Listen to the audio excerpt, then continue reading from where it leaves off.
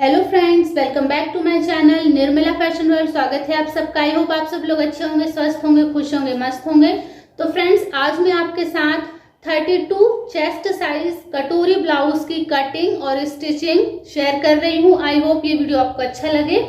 तो फ्रेंड्स, इसमें मैं आपको बता रही हूँ कि 32 साइज का अगर आपका चेस्ट है तो आप जो है कटोरी ब्लाउज की कटिंग किस तरीके से करें। तो सबसे पहले हम करेंगे बैक पार्ट की कटिंग। बैक पार्ट की कटिंग करने के लिए देखिए मैंने कपड़ा फोल्ड कर लिया है और इसका चेस्ट साइज है हमारा 32 है। तो 32 का आधा हो जाएगा 16 और 16 का आधा हो जाएगा 8। तो देखिए 8 तो हमारा चेस्ट का साइज हो गया। बाकी हम यहाँ पर तकरीबन 2.5 इंच मार्जिन रख लेंगे, 2.5 से 3 इंच। तो ये देखिए मैंने 10.5 इंच पे कुछ इस तरीके से ये कपड़ा फोल्ड कर लिया है। कपड़ा फोल्ड करने के बाद सबसे पहले लंबाई का निशान लगाएंगे, जो मैं लगा रही हूँ 15 इंच पे।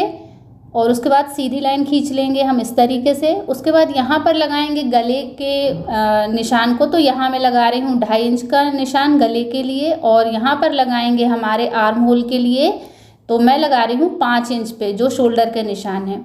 नीचे की तरफ भी मैं तकरीबन 5.5 इंच पे एक निशान इस तरीके से लगा के सीधी लाइन खींच लूँगी। और उसके बाद इस तरफ से भी 5.5 इंच पे एक निशान लगाकर एक बॉक्स बना लूँगी, जिसमें हम आर्म होल की शेप देंगे। तो आपको ध्यान रखना है, यहाँ मैंने शोल्डर 5 और नीचे से लंबाई जो है 5.5 रखी है। इस तरीके से हमने एक बॉक्स बना लिया है। अब गले की लंबाई हम ले रहे हैं 9 इंच। तो फ्रेंड्स, ध्यान रखना है, जब भी आप 8 से 9 इंच से लंबा गला बना रहे हैं तो आपको शोल्डर 5 इंच ही रखनी है। उसके बाद यहाँ पर देखिए गले का मैंने इस तरीके से बॉक्स बनाकर गले का शेप दे दिया है। आप भी इस तरीके से चाहें तो नीचे से थोड़ा सा ब्रॉड इसको रख सकते हैं, जिससे जो है गले का शेप पीछे से बहुत अच्छा आएगा। तो ये हमने दे दिया है गले का शेप। अब देंगे हम यहाँ पर आर्म होल का शेप। तो यहाँ जो निशान दिख रहे हैं आप, यहाँ पर इंची टेप को रखना है आपको। और तकरीबन 1.5 इंच पे हमें एक निशान लगाना है, क्योंकि हम बैक पार्ट के आर्म होल की यहाँ पर देंगे गोलाई। और उसके बाद यहाँ पर देखिए 8 इंच हमारा चेस्ट का साइज़ है, तो 8 इंच यहाँ फिटिंग का निशान हमें इस तरीके से मार्किंग कर लेना है। और उसके बाद यहाँ हमें आर्म होल का शेप बना देना है। तो देखिए बैक पार्ट का इस तरीके से हमारा आर्म होल हो गया है। नीचे यहाँ पर मैं लगा रही हूँ डॉट के निशान, जो लगा रही हूँ मैं 4.5 इंच की दूरी पे। और इसकी लंबाई भी मैं जो है 4.5 से 5 इंच आप रख सकते हैं, कोई दिक्कत नहीं है। तो इस तरीके से हमारी बैक की डॉट भी इस तरीके से कंप्लीट हो चुकी है। देखिए इसके बाद देखिए कमर की तरफ से मैंने आधे इंच के ऊपर एक निशान लगाया था, तो उस निशान को मैं यहाँ डॉट के निशान से तिरछा करके इस तरीके से मिला दूंगी। तो ये हमारी ड्राफ्टिंग हो गई है कंप्लीट बैक साइड की। मगर अभी हम इसकी कटिंग नहीं करेंगे, क्योंकि इस पर ही हम फ्रंट साइड की सारी ड्राफ्टिंग करेंगे। तो फ्रंट साइड के लिए मैंने 13 इंच की लंबाई ले ली है और देखिए एक सीधी लाइन खींच ली है। ये मैं यहाँ पर फ्रंट की ड्राफ्टिंग कर रही हूँ। अब ड्राफ्टिंग करने के लिए सबसे पहले हम गले का निशान लगाएंगे। तो आगे की गले की जितनी भी आपको लंबाई रखना है, उसी शेप में इस तरीके से आप लंबाई का निशान लगा लीजिए। और जो बॉक्स बना है, बॉक्स बनाकर जो भी शेप आपको देना है गले का, उस तरीके से आपको शेप दे देना है। तो यहाँ पर मैं गोलाई का ही शेप दे रही हूँ। तो देखिए इस तरीके से हमारा फ्रंट का गला हो गया छोटा और ये बैक वाला बड़ा वाला हो गया है। इसके बाद हमें आर्म होल की शेप देनी है। तो जो हमारा बैक वाला पार्ट का आर्म होल है, वहाँ से हमें आधे इंच की दूरी पे इस तरीके से एक निशान लगाना है। दोनों के बीच में हमें आधे इंच की दूरी रखनी है, दोनों आर्म होल की शेप में।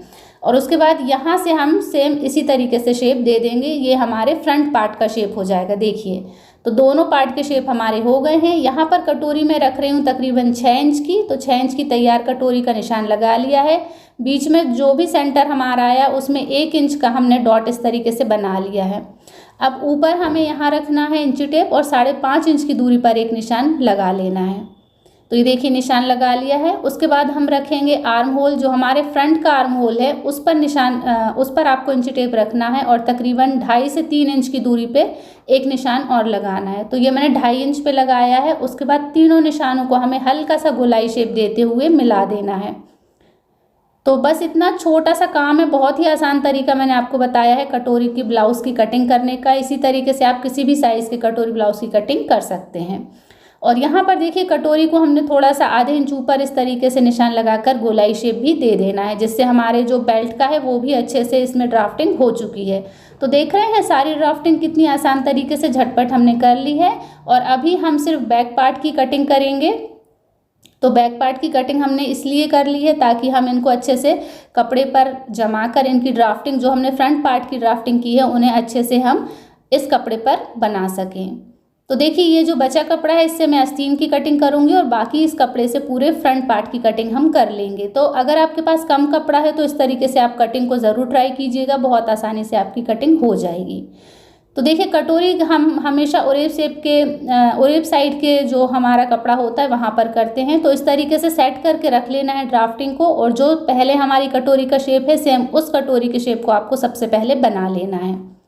तो देखिए कटोरी का जो शेप था मैंने बना लिया है। अब इसी कटोरी को हम बड़ा करेंगे। तो बड़ा करने के लिए आपको क्या करना है, सबसे पहले साइड में हम 1.5 इंच का निशान लगाएंगे दोनों तरफ से, और इसमें हम जो हमारा मार्जिन है और हमारा डॉट है दोनों को मिलाकर ही हमने 1.5 इंच लिया है।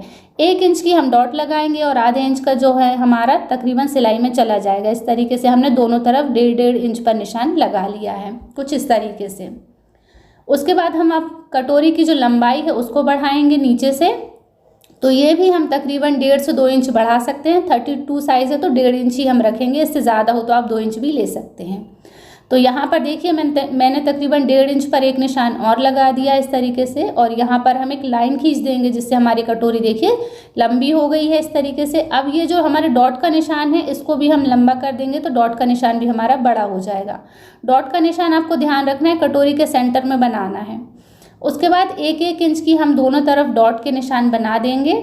तो दोनों तरफ हमने डॉट के निशान बना दिए हैं अच्छी तरीके से। अब हमें क्या करना है, कटोरी के जो गले का साइज़ है और साइड का साइज़ है वहाँ से कटोरी को गोलाई शेप देना है। तो इस तरीके से देखिए आधा इंच का हमें ऊपर से लेना है मार्जिन, और नीचे की तरफ जो निशान लगा है 1.5 इंच पर वहाँ पर लाके इसको इस तरीके से तिरछा शेप देते हुए मिला देना है इस तरीके से। तो ये आपको बहुत आराम से करना है, हल्के हाथ से कीजिएगा।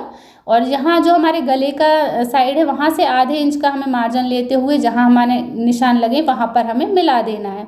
उसके बाद देखिए नीचे की तरफ से 1.5 इंच की कटोरी क्योंकि हमने बढ़ाई थी तो ये निशान को भी हम नीचे तक लाके बढ़ा देंगे, जिससे हमारी कटोरी जो है अपने आप बड़ी हो जाएगी। तो बहुत आसान तरीका है कटोरी ब्लाउज कटिंग करने का, इससे आसान तरीका अभी तक आपने नहीं देखा होगा। उसके बाद देखिए ये जो निशान है इसे हमें ज़्यादा नहीं बढ़ाना है क्योंकि वैसे ही हमें इसे थोड़ा सा कम ही रखते हैं। तो इस तरीके से तिरछे निशान हमें कटोरी के मिला देना है इंची टेप से। तो हमारी कटोरी बहुत आसानी से बड़ी हो जाएगी, एकदम परफेक्ट शेप वाली बनेगी।